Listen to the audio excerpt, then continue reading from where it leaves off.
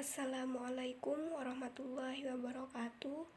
Perkenalkan, nama saya Nifatul Utima, absen 27 dari kelas 11 MIPA 5. Di sini saya akan menjelaskan tentang mekanisme kerja hormon insulin dan glukagon. Di sini ada makanan seperti ubi, gandum, kentang, dan jagung. Makanan tersebut mengandung karbohidrat. Karbohidrat ini akan dipecah di dalam tubuh menjadi zat paling sederhana, yaitu monosakarida.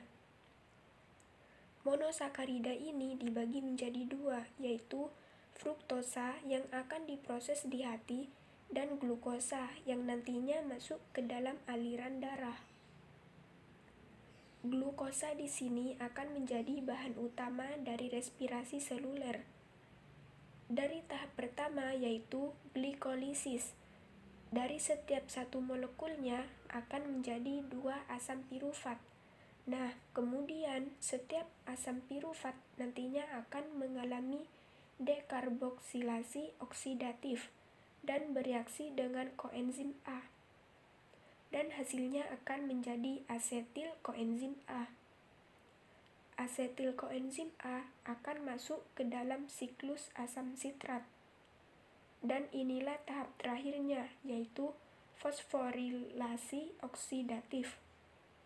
Dari respirasi seluler akan menghasilkan 36 sampai 38 ATP. Nah, pentingnya glukosa ini, maka harus ada yang mengontrol glukosa di dalam tubuh atau biasanya disebut dengan kontrol glukosa. Nah, di kontrol glukosa ini akan melibatkan 2 hormon, yaitu insulin dan glukagon. Cara kerjanya yaitu organ yang mengontrol glukosa ialah pankreas.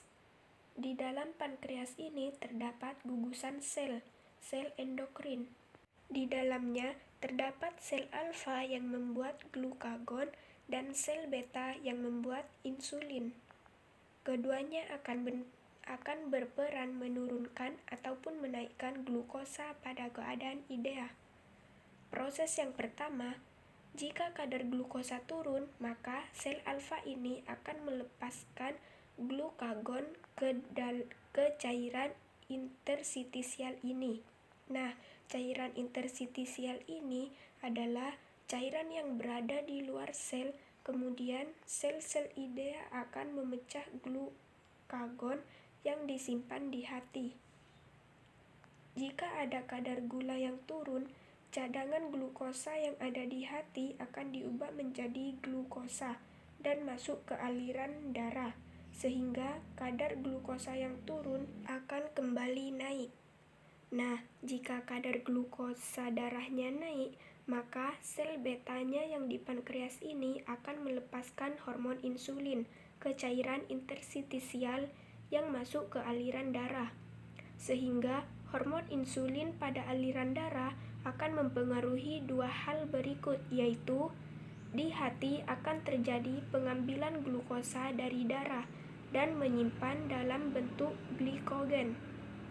Kemudian yang glikogen juga akan terbentuk di sel tubuh lainnya. Insulin ini akan menyebabkan tubuh banyak glukosa yang akan disimpan dalam bentuk glikogen. Akibatnya yaitu kadar glukosa dalam darah akan mengalami penurunan.